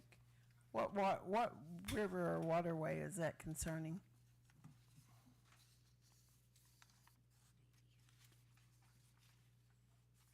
It's the Uga'xpa Dam, right, Joey? Yes. The Uga'xpa Dam River Project. And what waterway runs into that? Where does it come from? I do not know off the top of my head. Perhaps someone else does. I don't have it off the top of my head. Where is it? Where is the Archibutla Dam? Digging through our homework. Mississippi. Mississippi. So it's still within our area of interest. Anytime they undertake, large construction projects of that nature, even if something exists, if it's expanded or being renovated, they have to go through the Section 106 review, Yeah, I of know. course, if it goes through if it relies upon public That's why dollars. I'm asking if it. It's in Mississippi? Yes. Okay, Coldwater River. okay. I just wondered if it affected anything, any waterway here in this area. Not in Oklahoma. Thank you. Okay, thank you. No, I'm not interested then. Then rural water line right away and electrical right away, did that concern any individual trust land or was it tribal? Tribal. Is that correct, Stacia?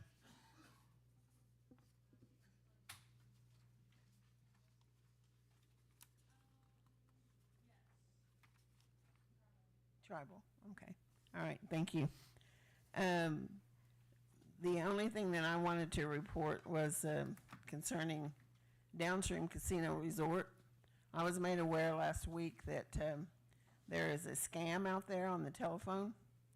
In case anyone gets a call of someone trying to sell shares to Downstream Casino Resort.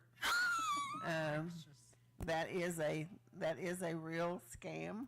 They have been dialing, and I don't know how they got the names of the individuals on the list of Downstream, but they've been calling those individuals that are on the, have hosts or whomever on the, that are on the list of individuals that game at Downstream and have their name on the, whatever it's called.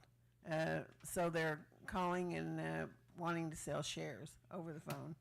So please be aware and be careful of that because it is a scam. Downstream doesn't have shares, as we know. So just- Is this something that we should put out through communications so that all tribal members and everybody in the community will know that that's a scam and to not respond to it? I don't know. I reported it immediately as when I found out. I was actually overheard the conversation, and I said, "What are you talking about?" And they said they're trying to sell me shares of Downstream. Did you get with So Barry Linda? I immediately called Stewart, who he said he was going to contact security there, but I mean, that's just there, so. But I think you've got a good idea, Secretary Treasurer Valier, so that we can get a public service announcement out. There was a similar scam that was reported yesterday that had nothing to do with downstream, but an unauthorized party contacted a tribal member requesting their Medicare information. And so we put something out last night so that if others are contacted, we don't do that. We would never do that. Well, Hang I up. don't know how they would have gotten the names of these individuals. Right. That's kind of troubling. How they would have gotten the names of someone that was on the list that games there, and their phone number. So they hacked it. Well, okay, whatever. Thank you for reporting that, Barbara. You're welcome. That's all I have. And I think Bonnie Schalk had her hand raised. I just wanted to emphasize, just because there are no tolls up when you go through the turnpike to pay, they are taking a picture of your tag, and they will come after you. Just like we have tribal tags, they will take a picture of our tribal tag, and they will come after the tribe for that money. So if you have a Pike Pass or a Pike Play, you can add your children to it. You can have 4 or 5 children added. Yeah, you can. I added mine. Did the other day. Oh, I thought you were shaking your head at me. You can. I thought, okay. But yes, you can add your children to it, so you can keep your children off it. But it's not free. They're tagging. They're getting your tag every time you go through that. So just so people know that, the turnpike is free. No, it's not. It is not. That's all I have to say. Thank you. Bonnie, thank you. Anybody else that wants to speak to a topic that pertains to today's agenda? Melinda. Yes. Could you explain a little more on the leasing land of the U.S. government? Explain it. 105L? Huh? 105L? It's building leases. I just don't know what I mean. Yes. It's Yes, it's 105 lease. the 105L lease is basically what it does is we go to the government, they pay us for us using a building like this, the community center. So they're paying us a monthly lease payment for us to be able to use this building. So all of our, like their administrative building or fire, EMS stations, all of those different facilities that we have around on the reservation, the 105L lease, so the U.S. government says, okay, we're going to pay you for your use of that. You can use that, but we provide them with all of what it costs us to be able to run these facilities. So basically, they're just kind of paying us back for our use of this. Say again. Oh, we've got Grace Good Eagle. The next meeting of the Elders Wisdom Keepers will be May 1. May the 1st. Sorry about the confusion. It'll be posted. Phone calls will be made. Thank you, Rick, for pointing that out. May 1. Thank you for that update, Grace. We want people to be able to participate. At 1 o'clock, Grace? 1 p.m. on May the 1st. I just want to say, on the Constitution, I know we've been on this for a while, but the opportunity to have Stanford to look at this document and give us feedback for free and utilize that level of expertise, we don't know what an amazing opportunity that is to have for free that lies in front of our nation. To utilize that level of professor expertise and then their students. I just want to encourage everybody to read this Constitution and take a look at it and then also give your input. Roman has provided numerous opportunities for you to come and meet or to come and drop into a meeting, but for us to have this opportunity to have Stanford give us input, of course it's not going to be perfect when we get it back from them, but that'll give us ample time for this fall semester for Stanford to run that through their class and their professors. And then it comes back to us again after the fall semester, assuming, right?